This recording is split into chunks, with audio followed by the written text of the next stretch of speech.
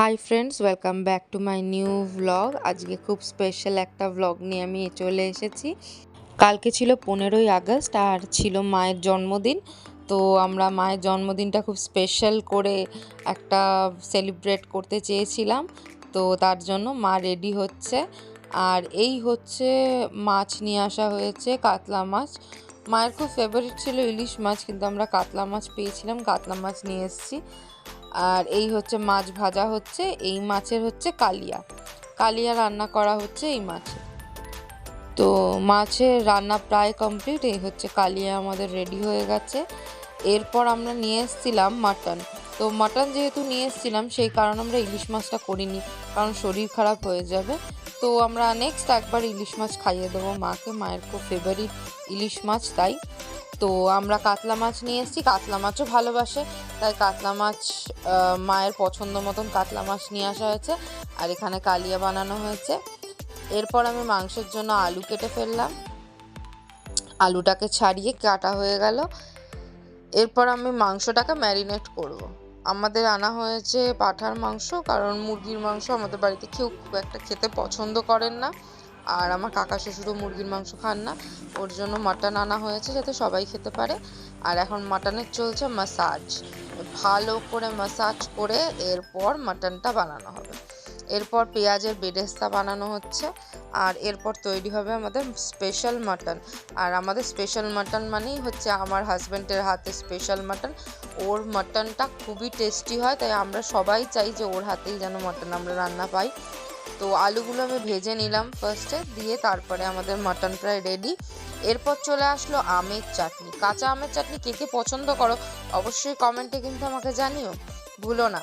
তো আমাদের বাড়িতে তো কাঁচা আমের চাটনি খুবই পছন্দ করে সবাই, তাই আমি বানিয়ে নিলাম কাঁচা আমের চাটনি। পাঁচফোড়ন দিয়ে একটু ভাজা মশলা দিয়ে সুন্দর করে বানিয়ে ফেললাম কাঁচা আমের চাটনি। এরপরে হবে বাসমতি চালের ফ্রাইড রাইস। তো ফ্রাইড রাইসের জন্য আমরা পরিমাণ মতো চাল নিয়ে নিলাম।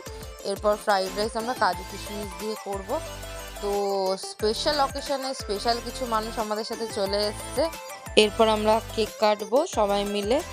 তো এই হচ্ছে কেক, এটাও নিয়ে এসছে হচ্ছে আমাদের স্পেশাল মানুষ, মাসি মেশো নিয়ে এসছে মায়ের জন্য, মায়ের বার্থডের জন্য।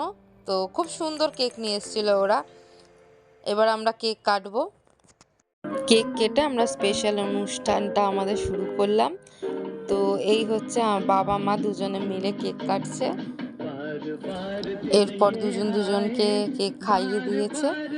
এরপর আমরাও আস্তে আস্তে কেকটা কেটে সবাইকে দিলাম, আর আমরা নিজেরাও খেলাম। তো খুবই সুন্দর ছিল, খুব টেস্টি ছিল কেকটা খেতে।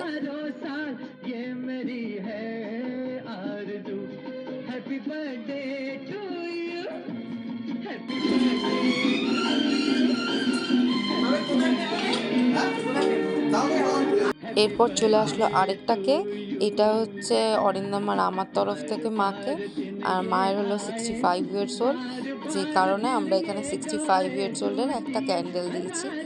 তো এই হচ্ছে ফার্স্টে মোমবাতি নিভিয়ে মা আবার কেক কাটতে শুরু করলো, আবার কেক খাওয়া হলো। আমরা 2 রকমের কেক পেয়েছি, আর দুটো কেকই খুবই টেস্টি ছিল খেতে। তারপর আমার ননদরাও চলে আসলো। তো আমরা একসঙ্গে খুব আনন্দ করলাম, সব পুচকে সবাই মিলে খুব আনন্দ হলো আজকের দিনটা। এরপর মেসো মাসিকে আমরা খেতে দিয়ে দিলাম, যেহেতু ওরা অনেকটা দূরে যাবে, তাই ওরা ফার্স্টে খেতে বসে গেল। এরপর তারপরে আমার ননদরা বসলো খেতে। স্পেশাল অকেশনে স্পেশাল মিষ্টি হবে না তা তো হয় না। আমার শাশুড়ি শ্বশুর দুজনেই খুব মিষ্টি খেতে পছন্দ করে, তাই আমরা শ্রী গণেশ থেকে এই মিষ্টিগুলো নিয়ে এসেছিলাম, কারণ একমাত্র ওখানেই খুব সুন্দর এবং অন্য ধরনের টেস্টের মিষ্টি পাওয়া যায়।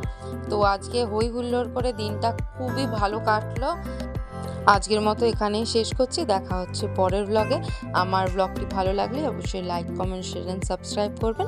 Thank you for watching.